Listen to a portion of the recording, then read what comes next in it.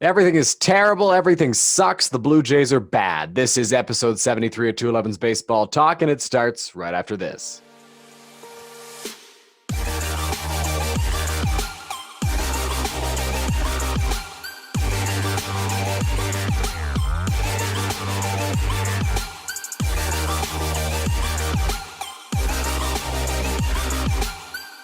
That was Balanced by Infinite walking you into episode 73 of 211's Baseball Talk. My name is Dylan Baker. Joined beside me is my dad, Chris, and the Blue Jays are bad. That's the end of the podcast. Thank you for watching and listening. Just kidding. It's not. How are you? They're bad. They're really, really bad, but I'm good. And yeah, it'll be an interesting podcast. After a week away, we can talk a little bit about how it wasn't the greatest time away for Yeah. based in Toronto/Buffalo. Yeah, no, I mean, it was not great in the week that we took off. The Astros series was bad, as was the one with the White Sox. The White Sox series was a little bit better, but that's when we got our first signs that the bullpen wasn't equipped for close games. And I saw somebody tweet this after the Red Sox series, which we will recap after this, that the Blue Jays team this year is built for blowout games. It's not built for close games. They have a bullpen with a pretty reliable closer in Jordan Romano, but he hasn't had very many save opportunities because they don't get him to a save opportunity. The starters will go 6 or 7, and then all of a sudden it's up to the bullpen to get them the rest of the outs, and we'll talk about the bullpen after. Anyway, here we go. I'm sure a lot of Blue Jays fans don't want us to recap the games, but we have to. It's part of the podcast, so let's do it. It's the Blue Jays and Red Sox series. The Jays went to Fenway for a wraparound series against the Red Sox. Ross Stripling took them out against Garrett Richards. The Jays offense got going in the first with a Teoscar Hernandez single. In the second, Bo Bichette and Teoscar Hernandez both singled to make it 3-0 Jays early. Bobby Dahlbeck, the pride of Boston, even though I don't think he's actually from there, homered in the bottom of the third to make it 3-1. In the top of the sixth, a Vladimir Guerrero Jr. homer made it 5-1. Then in the bottom of that inning, things began to go downhill. As Stripling started the inning, then Chatwood blew it up. A Hunter Renfroe single made it 5-2. Then Chatwood came in, walked Marwin Gonzalez to score a run, and made it 5-3. And a wild pitch then made it 5-4. In the eighth, Christian Arroyo went yard to tie things up. With Jordan Romano being victim of forearm tightness, Rafael Dolis came in and allowed a couple of hits. Then an Alex Verdugo single walked it off. In the second game, Steven Matz took on Nick Pivetta. In the first, Vladdy went yard to make it 2-0. In the fifth, Kevin Biggio went deep and it was 3-0. Later that inning, Marcus Semien hit a homer and it was 4-0. Next batter, Bo Bichette goes back-to-back with Semien and it's 6-zip early on. Bottom six, Christian Vasquez singled and made it 6-1. Then in the eighth, Rafael Devers tripled to make it 6-2. In the ninth, Reese McGuire went yard to make it 7-2. That would be the final score. In game three of the series, it was a wild win for the Jays. Martin Perez against Robbie Ray on the bump. The Jays got on the board first. They take Oscar Hernandez homer in the top of that inning to make it, or top of the first, I should say, to make it 3-0. Later on in that inning, Lourdes Gurriel Jr. yanked a homer over the monster to make it 4-zip. In the top of the second, Marcus Semien went deep to make it 5-0 Blue Jays. In the bottom of that inning, the Red Sox clapped back with a Xander Bogaerts home run. Then in the top of the fourth, a Vladdy single made it 6-1. Teoscar then hit another homer to make it 9-1. Fifth inning, Marcus Semien hit a sac fly. Then Bo Bichette went deep, and all of a sudden, it's 13-1 Blue Jays. A Kike Hernandez double made it 13-3 in the fifth. Kevin Biggio went deep to put the Jays ahead even further at 14-3. In the seventh, Vladdy had a two-run shot to make it 16-3. A Bobby Dahlbeck homer made it 16-4 in the bottom of that inning. But a two-run Rowdy Tellez home run in the ninth made it 18-4, which was the final score. The Blue Jays set a Fenway record for most home runs in an away by an away team, I should say. And also, I feel kind of bad for Ryan Weber, who came in relief of Martin Perez, went 5 2/3 innings, allowing 13 hits and 11 earned runs, got DFA'd the next day. In the finale, Alek Manoah took the mound for the Blue Jays against Nathan Eovaldi. In the bottom of the third, the Red Sox got on the board first with an Alex Verdugo double to make it 1-0. That would remain the score for a while as Manoah and Eovaldi both dominated and the Jays were down to their final strike. Vladimir Guerrero Jr. was matched up against Matt Barnes and he went yard to tie the game. However, in the bottom half, tied game, Jordan Romano was not out there because it's not a safe situation, and Dolis took the hill. He allowed two guys to get on. That allowed a double to Rafael Devers, and the Red Sox walked it off yet again. All right, so that was the Red Sox series. 2 walk-off wins for Boston and a blowout win for the Jays and a closer but still not, a very tight game in a win for the Blue Jays. What did you think of that whole Boston series? Well, I mean, we being the Blue Jays, should have swept it. I mean, there's no question about that. Taking 2 out of 4 was unacceptable there. A split is a split. And I saw them tweet out, "Oh, split," as if it was something exciting. And I know they have to try and make it look exciting as the Blue Jays Twitter account. But the reality is that series should have been a sweep. They should have won the first and the fourth game, and did not. So, it's and again, it was the same old story. I know we're going to get into it more probably with the Yankees series, but it's the bullpen. Bullpen is a minefield. That's really all you can call it. It's like a desolate minefield where everywhere you go, it's just blowing up everywhere you step. That is the Toronto bullpen right now. Yeah, and I mean, game one of that series, Ross Stripling threw a gem on the mound. And we don't often say that because Ross Stripling has had a tough year, but he's had some really good outings lately. And we'll talk about another good outing against the Yankees. Um, I couldn't believe what Tyler Chatwood did. He had, I believe the stat was he had more wild pitches than he threw strikes in his 3 batter outing.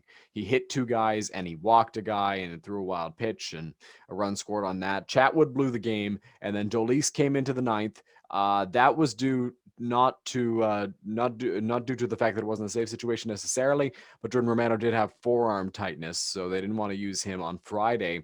He was good to go on Saturday though, so that was a positive sign for the Blue Jays. But Dolis on the mound on Friday, and the Red Sox walked it off. And then on Monday, it's a wraparound series. Monday night's game, Dolis is on the mound again in the ninth because it's not a safe situation, and the Red Sox walk it off. The reality is, I think, and we'll talk about this after. The only reliable arm in this Blue Jays bullpen right now, to me, is Jordan Romano. And if they can't get the ball to him in his spot, that's a problem, and the front office will need to address it. But I'm already sharing my thoughts on the bullpen a little earlier than I would have hoped to. So let's talk about the Yankees series.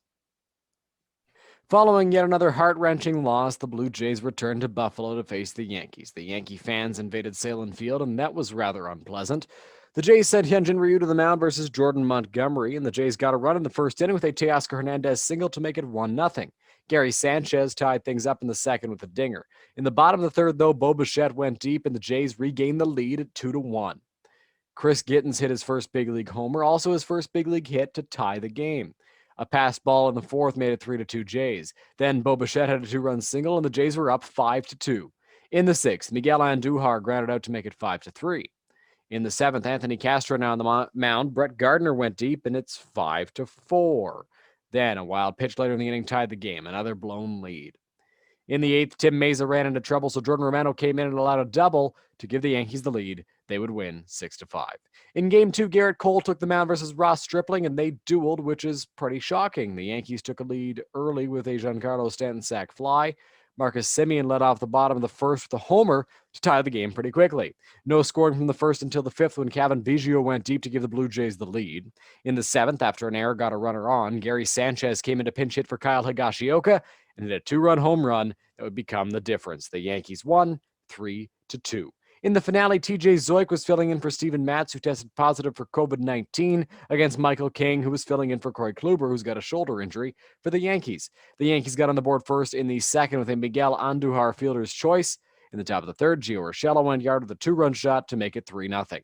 In the bottom of the third, though, the Yankees got a couple back. Reese McGuire doubled home a run, then Bo Bichette grounded into a force out to make it 3-2 Yankees. A fifth inning ground out from Marcus Semien tied things up. Then in the sixth, Randall the Scandal made it 4-3 with a single as the Jays took the lead, but it was in the bullpen's hands. In the top of the seventh, Giancarlo Stanton homered off of Anthony Castro to give the Yankees back the lead. Chris Gittens had a pinch hit single to extend the lead to 7-4.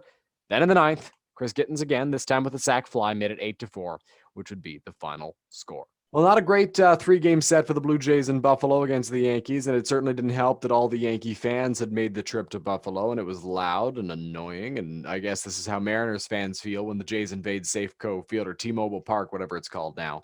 But yeah, no, it's a lot more fun when you're on the right side of it, let's just say that. The Blue Jays blew 3 games in this series. The Yankees, for the first time in their history, and obviously the Yankees have a very long history, swept a series in which they were down in every 7th inning. They were down in these games coming into every seventh inning.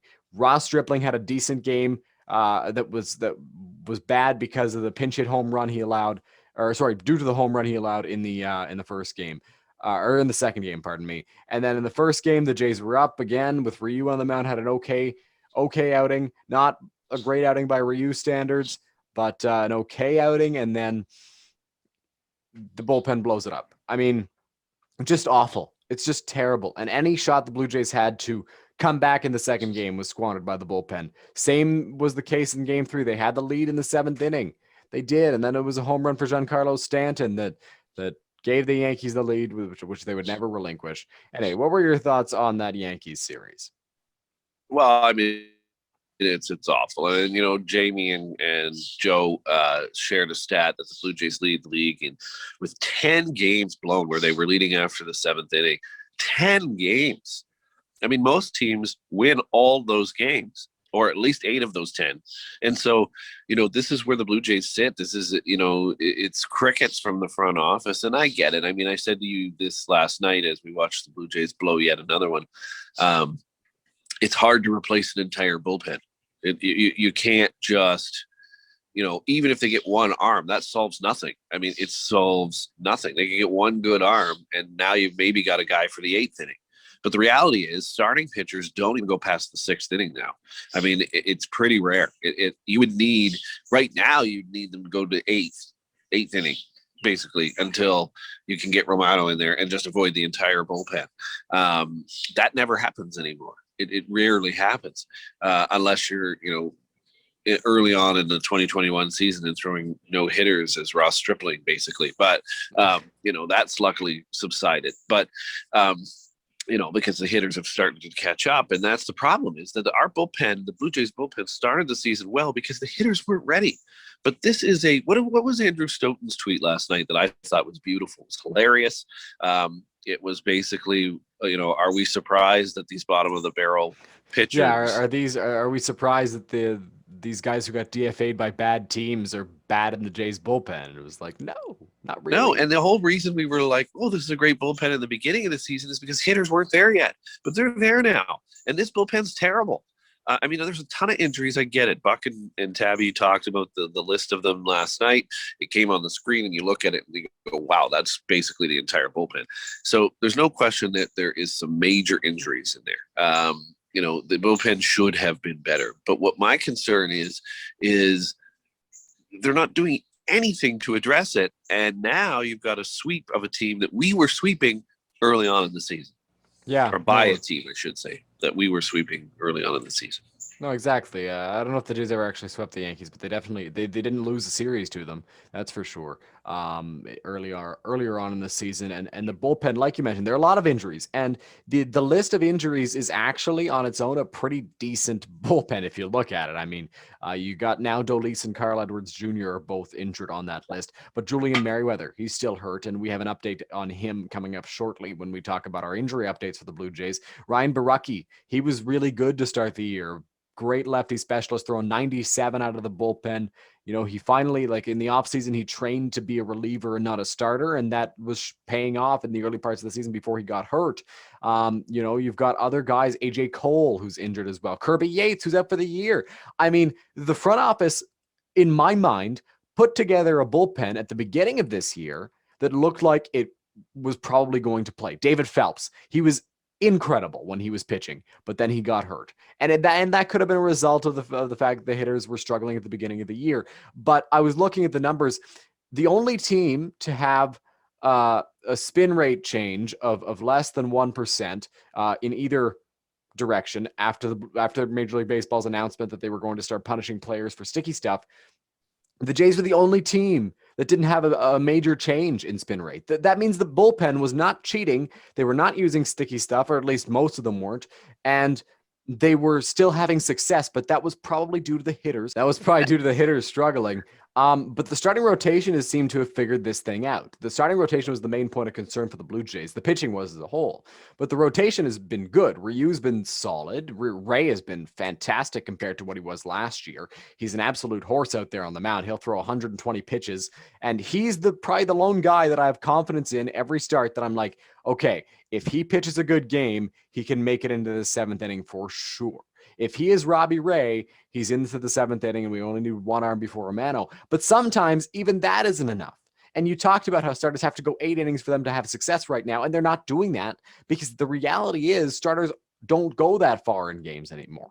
It's not what they do. They go 6 innings, 7 innings tops, and then they come out unless you got Jacob DeGrom or a guy like him, right? Garrett Cole, same thing. So I don't know what the solution is, and the trade market is probably very difficult right now because of the fact that it's still well before the deadline, and teams are maybe not willing to sell as much right now.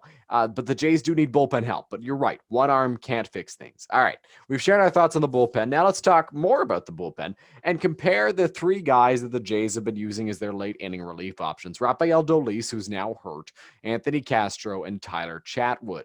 Chatwood, who was the best reliever probably in baseball at the beginning of the year, just dominated everybody left and right, had filthy movement on his pitches, looked like, the bullpen was where he was meant to be. He couldn't throw strikes out of the rotation and the bullpen combined in Chicago last year with the Cubs, but now he's a Blue Jay. He's in the bullpen full time. He's got great stuff. Everything is going to be awesome, and it hasn't been for Tyler Chatwood. He seems to have reverted back to his old ways, excuse me. Out of that bullpen. So I want to get your thoughts, pardon me, on who do you think are the most reliable late inning relief options besides Jordan Romano? To get to Jordan Romano, if you had to rank Dolis, Castro, and Chatwood, and give me your thoughts on that. I think the most potential. It's funny. Blue Jays fans are going to tear us apart if they see this on Twitter or they decide to do. But I think Chatwood has the most potential to return to who he was. He's terrible right now, and I get that, and he's been terrible. But he still shows flashes here and there of old Chatwood. So I'm still going to go with him because I think in reality he's the one that could come back and actually be a solid reliever. But again, the consistency is certainly not there. And I know that, Blue Jays fans, and I know that he's been terrible of late. But again, that first part of the season shows that it can be done. Yeah, absolutely, it can be done. And I think that, Anthony Castro is a young arm. And we have to remember that because he's come in and he's been great until his most recent outings, where he allowed a home run to Brett Gardner in the first game of the Yankees series and then kind of blew the game in game 3. He has been solid, but he is very young. This is his first time coming out of the bullpen. He was DFA'd by the Tigers, who are really bad. And this is an example of a guy, that Stoughton was talking about in his tweet last night. But at the same time, Castro's looked good. He's got a great slider, and I think he's got potential to be in the Blue Jays bullpen for a while. The reality is he's young. And Joel Payamps has been a great arm for the Blue Jays this season, but he's never pitched in high leverage situations. And I'm hesitant to put him in a high leverage situation because he's young and inexperienced, right? And a lot of these guys, because of the injuries, have had to step in, and these are young, inexperienced guys that the moment might be too big for them. And Julian Merriweather is a young guy, but he seemed not fazed by the fact that he had to get 2 saves at Yankee Stadium on opening weekend. So we would love to have Julian Merriweather in this bullpen, but he's hurt. So a lot of injuries have caused the Blue Jays to get to the point where they are now. But to see nothing happen, I mean, Patrick Murphy got called up, and that's great because Murphy looked really good in his few outings last year, but he was hurt coming out of spring training. So Patrick Murphy's going to be a big boost for the Blue Jays bullpen. Taylor Saucedo looked good in his big league debut last night at the time of this recording, coming out of the left side, and he looked really good. And I hope that Saucedo can contribute. But at the same time, we want a more established reliever. I think the Jays need a more established reliever because Jordan Romano seems to be locked into that closer role. Tim Mays has been all right of late, and he's been better than what he was at the beginning of the year. But I think the Jays need more. And I think that any Blue Jays fan can look at the team and realize that they need more out of the bullpen, and the front office has to address that. It's tough right now. And Brian Cashman, Yankees GM, the Yankees just got to have a little slide before they swept the Blue Jays. He was talking about how the trade market is not good right now. Like it's either a ridiculous trade proposal or they can't even like reach out to teams because a lot of teams still think they're competing, right? Teams like the Angels, who are a couple games over 500 or right at 500, they think they can compete. Meanwhile, they've got Raisel Iglesias in the bullpen, who's going to be a great trade piece come deadline day. And I hope the Blue Jays get him or someone like him and address the bullpen need.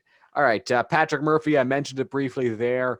He's in addition to this bullpen just getting called up in the minor leagues, has a great curveball and a pretty good fastball as well. So watch for him in the coming weeks, and he could be a help for the Blue Jays. Maybe he becomes that eighth inning guy, but that might just be wishful thinking because they don't have one right now. Alek Manoah bounced back in his start against the Red Sox after a couple of rough outings. Against the White Sox, he didn't look fantastic. He didn't seem to have his great stuff. He still had a pretty decent outing on paper, but watching him, you could tell it wasn't really an Alek Manoah start. And against Miami, he wasn't very good. That was probably his worst start in the big leagues, but he dominated the Boston Red Sox in his game on Monday night. How awesome was it to see Manoah bounce back like that? Oh, it was awesome. I mean, and he's new to the league, man. Like he's a rookie. This is going to happen. He's not going to come out and dominate. He's already better than Pearson anyway. And again, Pearson just needs to find his stuff again. I think he could be great, but he doesn't have it right now. Ricky Pierce Marrow. Ricky Romero, by the way. I'll wait for him to block me on Twitter. Ricky Romero, by the way, before you keep going, is a great follow for Blue Jays fans on Twitter. He's really invested in every game, and he comes on Blue Jays Central every once in a while. Ricky Romero is a great guy to follow post career. Dominates on Twitter, can't dominate on the mound. Right. But anyway, no, I always liked Ricky Romero too. Just couldn't pitch after basically 2 good seasons, but anyway, I don't want to get into Nate Pearson because my thoughts there, and I know Mike Wilber doesn't like my thoughts on that either because he's definitely tweeted back every time I call him a bust. But I don't think he's a bust, but I just think that there's a lot of work to be done with Pearson, and there may be some work to be done with Manoah. And Manoah, it looks like the pitcher you could probably get that work done in the big leagues. But he's going to have starts like Chicago and Miami, and he's also going to have starts like he's had in Boston. And so, I thought it was great to see. I thought it's again very disappointing that game wasn't one for him. But again, that was the bullpen. Manoah looked great. Yeah, and the bullpen after Alek Manoah looked pretty decent until they got to the ninth and Dolis allowed the walk-off double after allowing a couple of guys to get on. The offense was sliced and diced by Nathan Eovaldi that day. They only scored 1 run, and that was with 2 outs in the ninth inning off the closer for the Red Sox, and that was a Vladimir Guerrero Jr. home run that we talked about in the Boston recap. It was epic. It was fantastic. Everything was great. The Jays are like, oh, yeah, we're going to win this game. And then the bullpen happened and they didn't. But yes, Manoah bouncing back is a good sign to see because he had 2 okay outings. Well, 1 okay outing and 1 bad outing. Let's be real about it. The Miami outing was a bad one. But the fact that he was able to bounce back and throw 6 1-run dominant innings was fantastic because it shows that he doesn't let the tough games get to him. He knows who he is as a pitcher. He knows the stuff he's got. He knows he's in the big leagues for a reason. And he was able to bounce back against the Red Sox and looked like himself again. Started off a little shakier, but was able to settle in and just dominated. It was very nice to see Alek Manoah do that, and he's going to be a huge piece for the Blue Jays in the future. So seeing him have that much success against the Red Sox was great. Of course, the Red Sox were in second place in the AL East at the time as well. So it's not like he was facing a bad team by any stretch. Our last topic about the last week before we get into injuries and predictions and worst and best. Ross Stripling showed up Joe Panic after Panic made his second error of the game in game 2 of that series. What were your thoughts on the whole situation? It was the one moment I wish Tony La Russa was our manager. His reaction to that would have been horrible. I think the team is frustrated. I'm not going to give Stripling an excuse here. You can't do that. But if there was an excuse, it would be that the team is terrible right now. And there's a lot of frustration running through the veins of the Toronto Blue Jays. And so I'm not going to rip it apart. I'm not going to spend a ton of time on it. It's not good, but the team's not good. And so, frustrations are going to boil over, and Stripling apologized for it later. Yeah, he did. He called it the most embarrassing thing he's ever done. on a baseball field for sure, but possibly ever. He said Ross Stripling's a very good guy, but like you mentioned, the team is frustrated right now, and Charlie Montoyo said that the Jays are in a good mood, but I doubt that. I think he's just trying to prect the clubhouse and say, oh, everybody's Well, you're fine, also in everything's Buffalo. Like, I mean, at some point, this team needs to get back to Toronto. Like, that's yeah. just the reality of it, too, right? You're losing a lot, and you're in Buffalo. And I saw, I couldn't even imagine how the Yankees felt. Watching them celebrate certain things in the dugout and looking at how horrible those dugouts are for a major league squad. It's I mean, it's better than Dunedin, and I get that, but it's really bad still. Like, it needs to.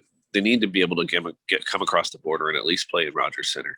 Yeah, and I think that the Jays will really enjoy being back in a big league ballpark whenever that does happen. But for a guy like Stripling, who spent so much time winning with the Dodgers, he was an LA Dodger, he was on those really good teams, and now he comes to Toronto, and the Jays had success in his time there last year after the trade deadline, and they were really good because basically as soon as the trade deadline hit, as soon as they had a series against the Phillies, I believe, they went on a run, they made the playoffs, that was awesome, everything was great. The year started off a little slow in April, but then they turned things around. They looked really good again, and now they've lost it. And that's because of the bullpen. And Stripling knows that, I think he knows at least, that the longer he's able to go into the game, the better chance the Blue Jays have of winning. And Ross Stripling is just like any other competitor. He wants to win the game for his team. That's what he cares about. And the more pitches he throws, the less likely the Jays are to win the game because of the fact that the bullpen is so horrendous. And Stripling's had some good outings. And listen, you can't do that. You cannot do that. And Ross Stripling knows you can't do that. He apologized profusely for it on Twitter. And in the clubhouse, he said he gathered the team. He talked to the team about it. Like, you can't do what Ross Stripling did. But at the same time, like, I understand the frustration. You can't let it out on your teammate, though. Injury updates. Julian Merriweather is now eligible to come off the 60-day or the 10-day IL or something like that. He's on the 60-day, I believe. But it sounds like he won't be back till the end of June. At least we have a time frame to look forward to for Julian Merriweather's return. Thomas Hatch threw three and a third, innings in a rehab stint in Buffalo. Allowed 1 run, struck out 4. Looked really good. He was on a strict pitch limit, so that's why he did not go any further in that game. But good to see that Hatch is coming back because we need Hatch. Whether that's in the starter's role or Open in the the bullpen, hatch. it's time to open the hatch whenever he's healthy. Put him as a starter. Move Stripling to the bullpen. I don't care. Do something. We need Hatch on this team. I think he can provide some good innings for the Blue Jays. Ryan Baracki is throwing again. Apparently, just playing catch, not throwing off a mound or anything. So he's still in the early stages of his rehab. Steven Matz on the COVID IL, tested positive for COVID-19 in the Boston series right after his start. Everybody else is all right. So he is on for 10 days at least because they have to quarantine for 10 days by MLB rules. Which means I think he's going to miss his next start as well. And then he'll need some time to build back up again. So we'll see when we see Steven Matz again. I'm not too sure when that will be. Good news, George Springer rehabbing in Buffalo, or for the Buffalo Trenton Thunder Bison, as Kevin Smith calls them. Blue Jays prospect. I saw that on Twitter when he was when somebody got called up to AAA. He's like, "Awesome! Can't wait to have you with the Buffalo Trenton Thunder Bison." And that's just a great name for them. But yeah, so Springer is with them right now, and he's looking good in his rehab. Kevin Biggio went 1 for 11 in his rehab, came back and hit 3 home runs for the Blue Jays since he's been back. And Springer is, I think, 2 for 12 or 2 for 13, something like that. He's struggled at the plate, but he's getting his timing back, and his legs look good. He had an RBI double in his most recent rehab game, so he's starting to pick it back up again. And Charlie Montoyo said after the game against the Yankees, after the series finale, that there is a chance that George Springer rejoins them in Baltimore. By the time that this podcast comes out, it's coming out on Saturday, we will know if George Springer has joined the team in Baltimore, but maybe he'll join, later in the series. We'll see what happens there. But Springer is close to a return, it sounds like, and that is awesome. He's finally on that rehab assignment. We were all wondering, he's gonna go on the rehab assignment next week or the week after, and he never went. This time he did, and we're glad that he's rehabbing and hopefully back soon. All right, there's a lot to choose from. We'll go with the worst this week first as we move on to our 2 best and the worst segment. Who's the worst Blue Jay? How can you pick just one from the past week? Well, it's tough, but I'm going to pick Dolis's hand. It was a mind-numbing performance. I'm kidding. I'm And the kidding. hand-numbing Well, performance as well. a hand numbing, sorry, performance. Yeah, I don't know how you pick just one. I really don't. You know, I'm gonna just stick with the bullpen itself. I mean, I don't know. I don't know if anybody was worse than anybody else. You know, it was just terrible. And so, yeah, I'm gonna cop out here and just say the bullpen. Yeah, I'd like to not say that and go with one specific player, but it's been a different guy that's been part of the meltdown every night. It was Chatwood on Friday, and then Dolis allowed the walk off, and then Dolis on Monday, and then Castro on Tuesday. Wednesday it was Stripling who gave up the lead, but the bullpen made it worse. I forget who was throwing. I don't know. There were a lot of injuries that day, and then it was Castro again on Thursday, and I'm stuck between Castro and Dolis, I think, because they've had the most bad outings. If you were to say that in this time frame, so I guess I'll give it to both of them, Castro and Dolis out of the bullpen. We need more, and the Jays need set up guys who can get the ball to Jordan Romano in the ninth inning. And Castro and Dolis are two of the guys that you would expect to be able to do that, and they haven't done so. So we are looking for more from them. The worst is not necessarily they're super bad, although they were this week. It's just that we expect more from them, and they didn't perform up to expectations in the past week. All right. Who is your best Blue Jay pitcher from the last week? Best pitcher, I'm going Manoah. Love the comeback. Nice. And you know, congratulations to him. It's really hard to find a good pitcher in this in this roster right now. But Manoah, I think, really bounced back well, and congratulations to him. I would go with Manoah this week. Yeah, it's a good choice for the best pitcher. Manoah had a great outing against the Red Sox. That was great. Robbie Ray is always solid for the Jays. He's been having a really good year. I'm gonna go. See, I was planning on going with Stripling, but then I saw the video of him showing up Joe Panic, and I feel like it's not right to give him the best pitcher when he wasn't the best teammate by any stretch this week for the Blue Jays. So I guess I'll give it to Alek Manoah as well. I hate to be boring and give it to the same person, but I can guarantee you that I won't be giving it to the same person as you for the best hitter. I've got a dark horse in the back of my mind. But yes, Alek Manoah is the best pitcher for me in the past week as well. Had a really good outing against the Boston Red Sox. All right, best hitter for the Blue Jays. All right, well, I'm going to give it to Reese McGuire. I know it was only one game, but to see a catcher on this team actually hit, I mean, they hit a ball. Alejandro Kirk can hit, but he's hurt. But he's hurt. You know, all three catchers, other than Kirk, I guess, so all four, but Kirk, he can hit, but all three catchers can't hit. They're not even that great defensively. It's really not great in the catching spot for the Blue Jays right now. But anyway, I want to give it to somebody different because Vladdy's obviously the obvious choice, but I'm going to give it to Reese. Yeah, Vladdy had a really good series in Boston. I thought you were going to go with Vladdy, so I had a different pick, and I was going to go with Kevin Biggio, who had 3 home runs in his return from the IL. He's my best hitter for the past week. Obviously, I mean, Vladdy only had 1 hit against the Yankees, so if we're going the past week, you know, maybe it's not him. Kevin Biggio hit pretty consistently and hit 3 home runs, and if Biggio, who had a bad start to the year, can turn it around and be Kevin Biggio again, that's huge for the Blue Jays, drawing walks, hitting home runs. Not doing much else. He's got a double here and there if he's Kevin Biggio of old. But yes, so not much else going on there besides the long ball. All right. Predictions for this week. I know it's so hard to predict with this team because the starters will give them a good outing. The offense will be enough to support them, and then the bullpen will cough it up. But the Blue Jays play the Orioles, who are in the basement of the AL East, and the Marlins, who are in the basement of the NL East. I believe. Maybe the Nationals are. What are your predictions for the week ahead? I think you're right. I think it's hard to predict. So I would love to tell you they're going to sweep all these games, but this bullpen, they're not. Maybe if Springer's back in Baltimore, maybe. But even still, one player again is not going to, and he doesn't pitch. So it's true. It doesn't matter if he's back. He's only going to score 1 run on himself, and also, even if he drives in runs, the bullpen's going to probably cough them right back up. So, but I'm not going to say it's going to be a horrible series. I'm going to say, or 2 series. I'm going to say 500 for the next 2 series. Well, they can't go 500 because it's a 2-game series against the Marlins because they're National League. So it's 5 games total and whatever. I'll give them a game over then. All right. All right. Yeah. I mean, if the Blue Jays want us to see them as contenders, they need to win 4 out of these 5 games. And I think they have a shot of doing that because it's Baltimore and it's Miami.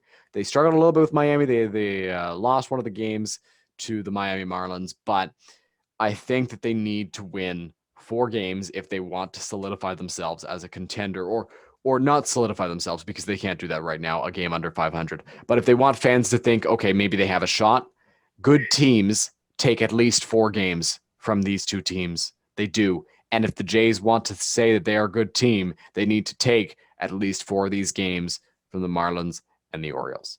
We wanted to talk about sticky stuff in this episode, but we didn't have the time to do so. So we'll get into that when we have the chance. And of course, a lot of stuff went down there. But this concludes episode 73 of 211 Baseball Talk. We thank you very much for tuning in. We do hope you enjoyed, and we'll talk to you again next week.